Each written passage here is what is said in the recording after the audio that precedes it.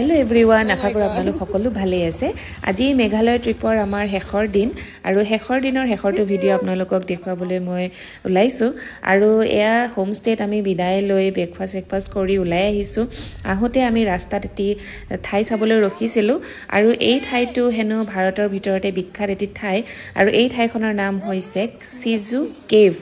চিজু কেভটো ভাৰতৰ এটি অতি প্ৰাচীন গুহা হয় আৰু 1981 চনলৈকে এই গুহাটো আটাইতকৈ দীঘল গুহা হিচাপত আছিলে ভাৰতৰ ভিতৰত।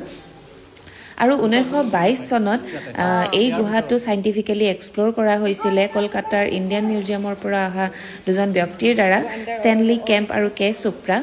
আৰু তেওঁলোকে এক্সপ্ল'ৰ কৰোঁতে এই গুহাটো কিন্তু ইণ্ডিয়াৰ ভিতৰতে আটাইতকৈ দীঘল গুহাই পাইছিল আৰু এই গুহাটো 4.7 কিলোমিটাৰ দীঘল হয় আৰু এতিয়া 14 নম্বৰ পজিশ্যনত আছে।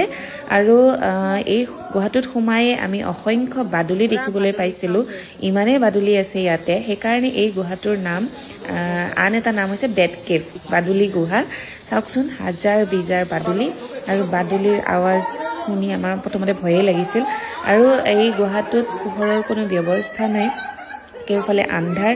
আমি টৰ্চ লাইট আৰু মোবাইল লাইটৰ জৰিয়তে এনেকৈ অলপ এক্সপ্ল'ৰ কৰিছোঁ, গোটেইখিনি আমি চাব পৰা নাই। আৰু এই গুহাটোৰ ছাইডত সৰু সৰু সুৰংগও আছিল, আমি কিন্তু তাতে সোমোৱা নাই, সোমোৱা সম্ভৱো নহয়। এইটোতো বহুত ঠেক গুহা এটা, ছাইডৰ ফালে ওপৰৰ ফালে উঠি যাব লাগে। আৰু এই গুহাটো লাইমষ্টোনৰ কাৰণেও অতি বিখ্যাত হয়, ইয়াতে চূণশিল পোৱা যায়।